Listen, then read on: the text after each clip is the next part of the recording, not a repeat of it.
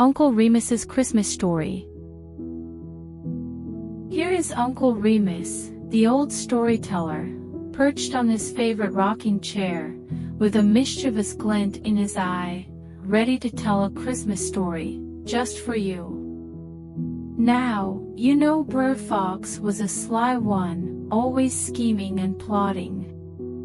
And this Christmas, he had a plan so sneaky, so clever, that even the smartest of animals wouldn't be able to resist. He had his eyes on one thing: Brer Rabbit.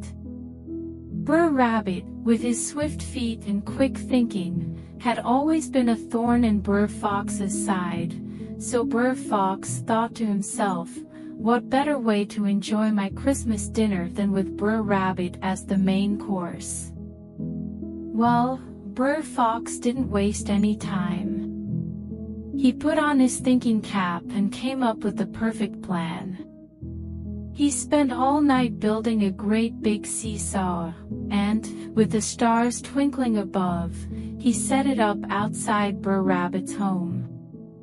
He made sure to place a big, fancy label on it, which read, "Happy Christmas, Brer Rabbit. Have yourself a ride." With that, he chuckled to himself and hid behind a bush, waiting for the morning.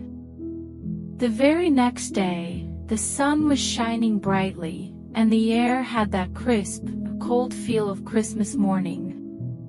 Brer Rabbit, still yawning and stretching, stepped out of his little home. When he looked up, his eyes widened in surprise. There, just outside his front door, was the most inviting thing he had ever seen: a shiny, new seesaw. He couldn't believe his eyes. And right there, hanging from a tall pine tree above it, was a large rock tied to a thick rope. Brer Rabbit's nose twitched as he surveyed the setup. He had never seen anything like it before, and being the curious creature he was, he couldn't resist investigating further. Brer Rabbit stood there for a long while, scratching his chin, looking up at the rock, and then at the seesaw. Now, Brer Fox wasn't very subtle, but Brer Rabbit had learned long ago to be cautious. He thought and thought, trying to figure out what the trick could be. He remembered the times Brer Fox had tried to outwit him before, but Brer Rabbit always managed to slip away. This time, he wasn't going to fall for anything that easy. While Brer Rabbit was pondering, Brer Fox was crouched in the bushes, rubbing his paws together in delight. "This time, I've got him," Brer Fox muttered to himself. "Once that seesaw squeaks, I'll know Brer Rabbit is sitting on it, and then I'll cut the rope. When I do, that big rock will come crashing down and send Brer Rabbit flying right into my stew pot. He won't be able to wiggle out of this one." Brer Fox could almost taste the Christmas dinner he had been dreaming of. His pot was already simmering with the delicious stew he was going to prepare, and he had his knife ready to carve up his meal. Everything was going according to plan. And then, just as Brer Fox had been waiting for, there came a sound, a loud creak. That was it. Brer Rabbit had sat down on the seesaw. Without missing a beat, Brer Fox sprang into action, cutting the rope with a swift motion of his claws. "Snickers-nay," he shouted gleefully as the rope snapped. Crump! The large rock above the seesaw fell with a deafening thud, landing on the opposite end with such force that it sent Brer Rabbit's side of the seesaw soaring into the air. But just as Brer Fox thought he had won, something unexpected happened.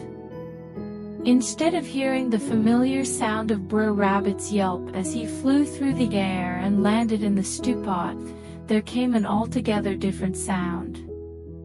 With a great kerplunk, something heavy and large landed with a splash right into the pot, except it wasn't Brer Rabbit.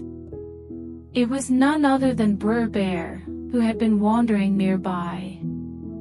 He had heard the noise and, without thinking, had made his way over to see what was going on. And the seesaw, now with all its force, had launched him right into Brer Fox's stew pot. "Arg!" snarled Brer Bear, as Brer Fox, now in a complete panic, scrambled to pull him out of the pot. "Get me out of here, you fool!" Brer Bear bellowed. And without a moment's hesitation, he grabbed Brer Fox by the collar and shook him like a rag doll. "What do you think you're doing, Fox?" Brer Bear roared. "Trying to make stew out of me." Well, Brer Fox, in his usual way, was so flustered, he took off running, and Brer Bear, still steaming, chased him all the way across the forest, all the way back to Brer Fox's den. Brer Bear wasn't one to let an insult like that slide, and Brer Fox had to learn the hard way that it wasn't always a good idea to mess with the big bear. As for Brer Rabbit, he was watching the entire scene from behind a bush, laughing so hard that he nearly fell over. Well, he chuckled to himself. "Ain't it just like Brer Fox to try to catch me with a Christmas trap? But I reckon I'll have to be the one to show Brer Bear how to test a seesaw." I knew Brer Fox would have to get up early in the morning to catch me. And that's how it happened, my friend.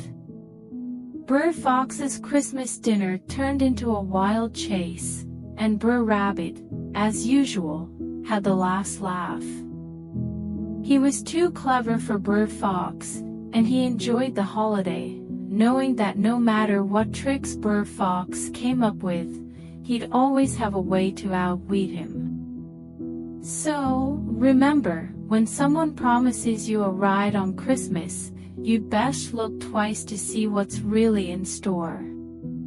Uncle Remus chuckled to himself, shaking his head in amusement as he finished his tale.